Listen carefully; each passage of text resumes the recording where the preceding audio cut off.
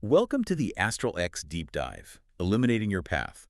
I'm Solarian Zephyr, your cosmic strategist. And I'm Lunaria Selene, your intuitive guide. We bridge celestial wisdom. And unlock your modern path. Yeah. Today, we're diving into something really specific, a very personal map. Yeah. This deep dive is absolutely custom-tailored for you if you're listening. And you have a Gemini Sun and Capricorn Rising.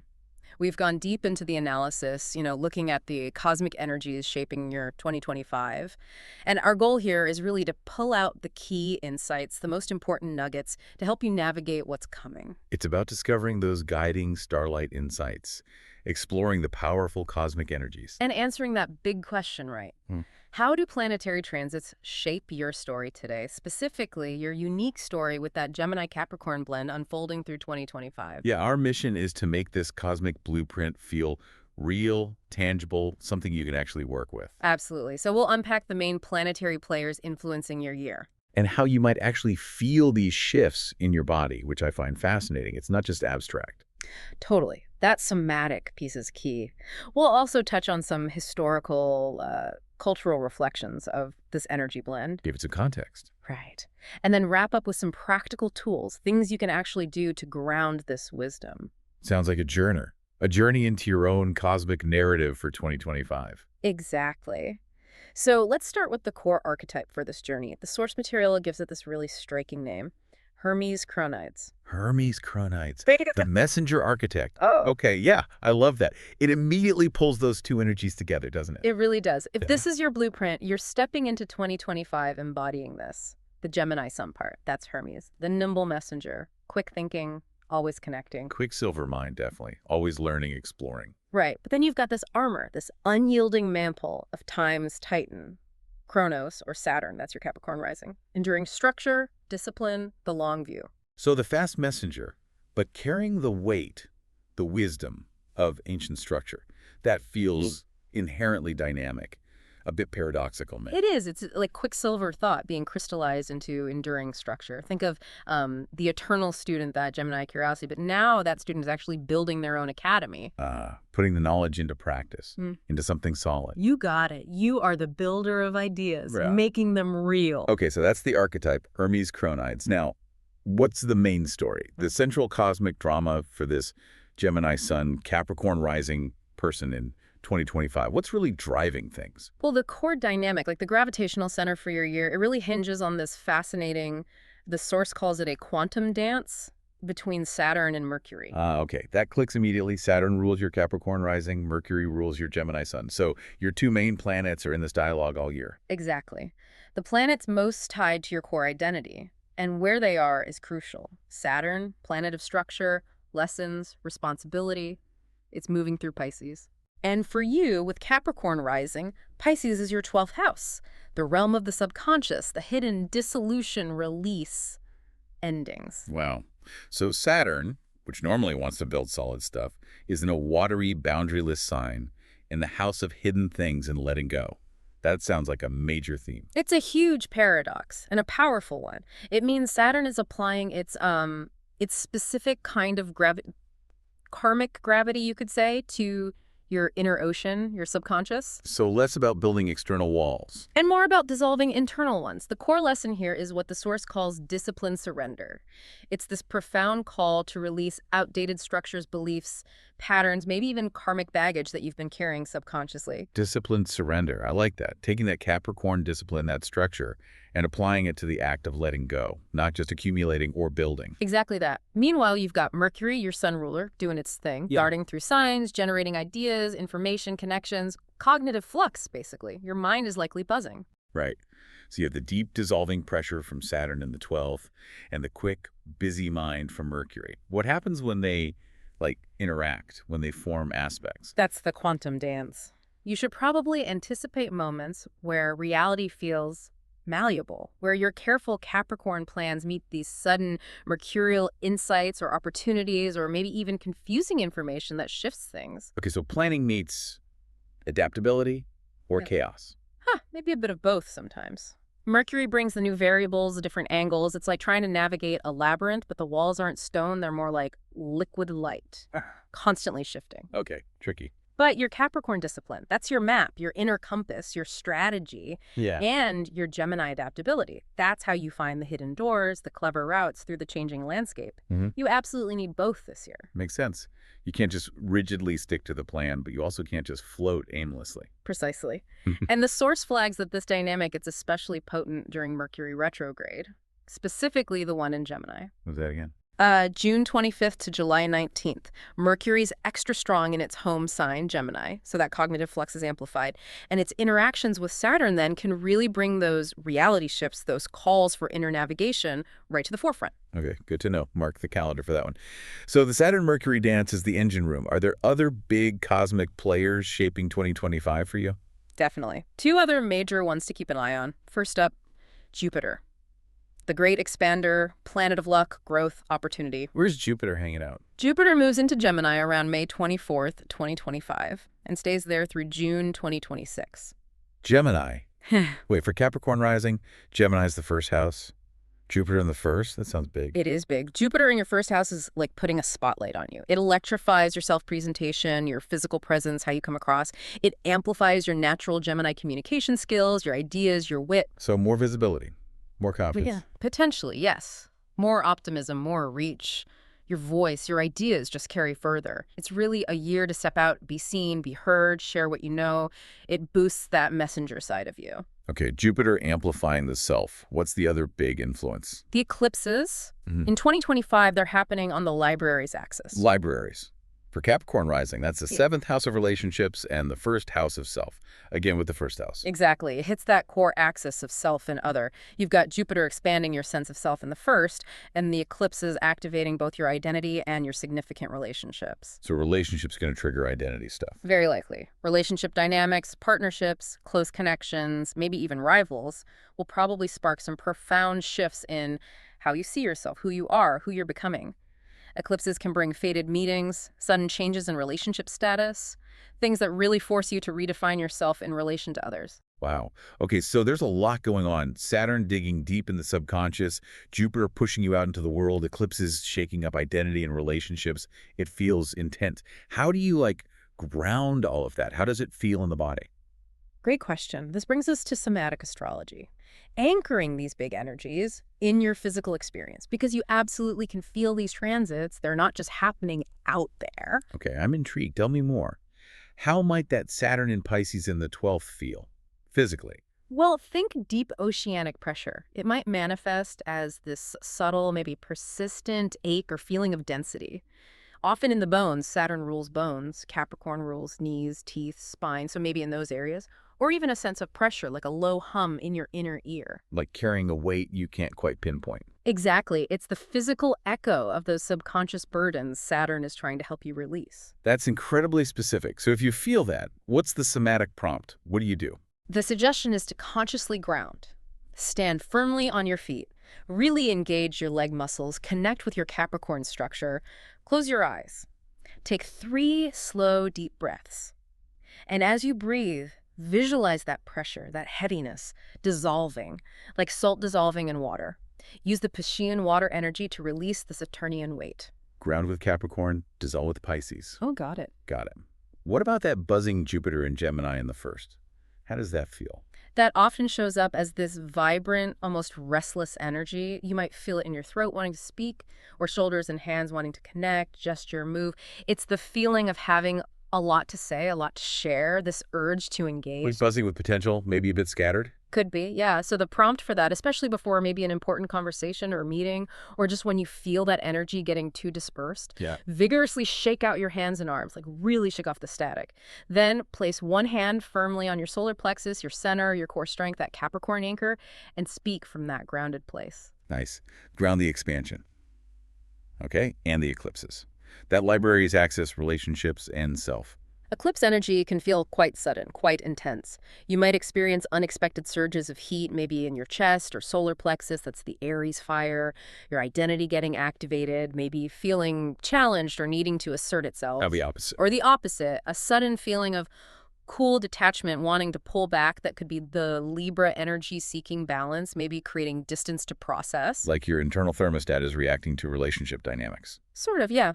A good practice during eclipse seasons, the source suggests, is alternate nostril breathing, Nadi Shodhana. It's brilliant for balancing energies, the right nostril linked to the sun, self, Aries, Mm. the left to the moon, other, Libra. It helps integrate those powerful shifts between you and your connections. Connecting the cosmic to the body. Yeah. That makes it so much more practical. And it makes me wonder, how has this specific energy blend, this messenger architect, shown up before? Are there like historical figures or cultural examples? Oh, absolutely. The source material draws a really interesting parallel with Ernest Hemingway. He was a Gemini sun, but had very strong Saturn and Capricorn influences in his chart. Hemingway, right. The master of concise, powerful prose. Yeah. Very direct. Exactly. That sharp, impactful writing, pure Gemini Mercury brilliance. But, and this is key, it came from rigorous discipline, almost Spartan discipline, Capricorn Saturn. The force mentions him writing exactly 500 words every single day, usually at dawn, no excuses. Wow. That Saturnian structure applied directly to the mercurial output. Totally. So for you, in 2025, with Saturn in Pisces, the call isn't necessarily to write 500 words, but to find your disciplined craft, your structured way of engaging with your inner world or bringing form to your ideas. Like Hemingway faced his own stuff, his demons, through that structured writing. Exactly. Your Saturn in Pisces asks you to confront those hidden depths, those subconscious patterns we talked about, but with structured courage, applying discipline to the formless parts of yourself. That makes sense. What about a more modern example? Any cultural icons? Well, the source brings up a fictional one, but a powerful archetype. Don Draper from Mad Men, often seen as embodying that Gemini Sun Capricorn rising dynamic. Ah, Don Draper. The ultimate communicator, Yeah. the ultimate architect of image. Right. He crafted realities, whole worlds of desire through that mercurial ad genius, but always wrapped in this cloak of Saturnian authority, ambition, that carefully constructed, cool exterior, architect of perception. But there's a but, isn't there? The source says 2025 asks you to transcend Draper's shadows. That's the crucial difference. Draper had this immense external structure, this perfectly crafted image, but his inner world, especially that 12th house stuff, hidden past, unresolved trauma, it was a mess. Undermined everything. Right. Your journey this year with Saturn in your 12th house is the opposite. It's about building the inner foundation first, addressing those shadows with discipline and compassion before focusing solely on the outer structure, so the facade doesn't crumble. Building from the inside out. It ties back to that disciplined surrender again. The source also used a movie analogy, something about Inception. Ah, yes, that's a great one. You're like both roles in that movie. You're the architect, the Capricorn rising part, designing the structures, the plans, the layers of the dream. Laying out the vision. And you're also the extractor, the Gemini sun part, deftly navigating those fluid dreamscapes, the shifting realities of ideas, communication, relationships, pulling out the core information, making the connections. So the task is building stable structures within those shifting layers. Exactly. Building stable foundations, not just in your career, but within the fluid, sometimes hidden layers of your own mind, your emotions, your subconscious, structuring your inner world. Okay, this is definitely a year with huge potential, but it sounds like it really demands conscious effort. How can someone with this chart practically work with these energies? What are the tools? Yeah, conscious engagement is key. The source offers some really concrete practices. A good starting point is a journal prompt tied to the new moon in Capricorn, which happens around January 9th. New moon in Capricorn, perfect for setting structured intentions, but tied to these themes. Right. The prompt is something like, what old structure, maybe a habit, a belief, an obligation feels like dead weight in my inner ocean? Connected to that Saturn and Pisces feeling. What single disciplined action can I commit to this month to start dissolving it? Single action. Keep it focused. I like that. Manageable. What about releasing heavier stuff, especially linked to Saturn's lessons? For that, there's a ritual blueprint suggested for Saturn retrograde, which runs from about June 29th to November 15th. Retrogrades are prime time for review and release anyway. Makes sense. What does the ritual involve? It suggests timing it maybe near a waning moon in Scorpio, like around October 29th, 2025, for extra power in transformation and release. You'd need simple things. A black candle, a bowl of salt water, paper, pen. Okay. Write down the burdens, the patterns, the fears, that dead weight you want to release. Make it tangible on paper. Getting it out. Yeah. Light the black candle, symbolizing maybe Saturn's shadow or the structure you're letting go of. Speak each item aloud, acknowledging its lesson, its weight. Then tear the paper into pieces and drop them into the salt water that Piscean dissolution element. Visualizing it dissolving. Exactly. Visualize Saturn's gravity helping dissolve these burdens, transforming them into Piscean compassion or just neutral energy. When you feel complete, extinguish the candle. Then pour the water onto the earth, returning the energy respectfully. That feels like a powerful, tangible way to work with Saturn in the 12th. Very grounding. And for managing that buzzing Mercury and Gemini energy, especially when it goes retrograde. There's a great embodiment exercise for that. It's about grounding the mental energy. It uses breath and movement together. How does it work? Okay, so you inhale sharply through your nose count of 4, really fill your lungs, hold it just for 2 counts. Then exhale forcefully through your mouth with a distinct HA sound for 6 counts. Engage your core as you push the air out. Engaging the core. Capricorn anchor again. You got it. And while you're doing that forceful HA exhale, you alternately stamp your feet firmly, grounding. Stamping and breathing out hard. Yes, and at the same time, shake out your arms and hands vigorously. Release all that mental static, that nervous Gemini energy. Repeat the whole thing maybe 5 times. It's a quick reset button. Breath, grounding, release. Simple but effective. Okay, so these tools help navigate. But what are the potential outcomes? The source mentioned 3 possible timelines. Yeah, think of them not as fixed destinies, but as potential pathways. It really depends on how consciously you choose to engage with these energies throughout 2025. Right. So path number 1, what's that look like? They call it the integrated architect. This is the path where you really lean into that Saturn and Pisces work. You commit to consistent inner work therapy, meditation, structured spiritual practice, whatever resonates. You do the deep dive on yourself. Basically, yes. And the outcome? Saturn genuinely helps dissolve those subconscious blocks. You gain real emotional maturity, resilience. Mercury retrogrades become times of insight, not just chaos. And by the end of the year, your communication, that Gemini strength, carries real weight, real compassion, because it's rooted. You attract aligned partnerships. Sounds ideal. The key choice there is daily inner discipline. Building within first. Okay, what's timeline 2? Timeline 2 is the burdened messenger. This happens if you resist that call for inner work, if you push against Saturn in Pisces. Trying to ignore the deep stuff. Yeah. And Saturn's pressure doesn't just go away, it builds. It might manifest as chronic anxiety, fatigue, unexplained physical tension or stiffness.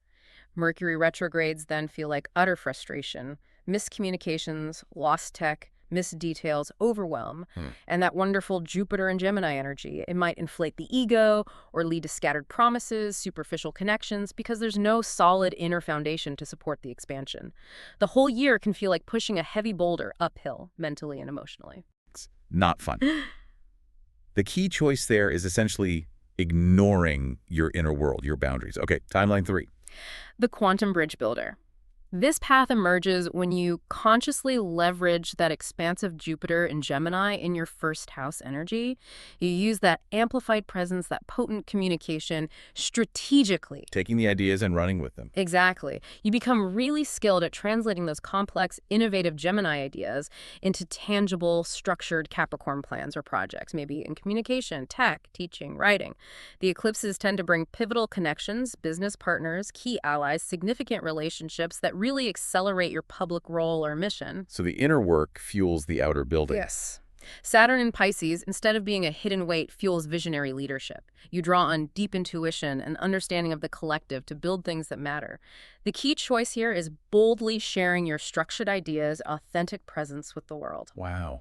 3 very different potentials. It really highlights the choices involved. It really does. It all circles back to the core mandate for you as Hermes Kronides in 2025. The mandate. What is it distilled down? Your Capricorn rising demands you build, create structure, achieve. Your Gemini sun demands you explore, learn, connect, communicate. They're both essential parts of you. But Saturn. But Saturn in Pisces is the teacher this year, saying the most crucial foundation must be laid within. Structure your inner world first with disciplined compassion. To structure the inner world. And then your outer world, which Jupiter and Gemini is ready to amplify, will resonate with authentic authority, real presence. Let your words build bridges that actually last because they come from a place of depth. The mountain, Capricorn, is climbed one agile, thoughtful Gemini step at a time. But guided by the wisdom you find in the deep waters of your own being, thanks to Saturn in Pisces. It's a really profound synthesis for the year ahead. Okay, as we close out this deep dive, maybe one final thought for you, the listener, to take away and ponder. Building on that key theme, that Saturn and Pisces dissolution, what specific old structure within you feels like the heaviest weight right now? What needs dissolving first so you can truly begin building your most authentic 2025 path? Something to sit with. As our cosmic journey concludes for today, Dive deeper into your unique path. There's always more to uncover. request your email audio reading now. You can find the link for that right in the description below. And definitely explore the other episode resources and links we mentioned during the deep dive. All those details are waiting for you there too. Ignite. Think. Become. Subscribe for more Starlight Insights. And thank you so much for joining us.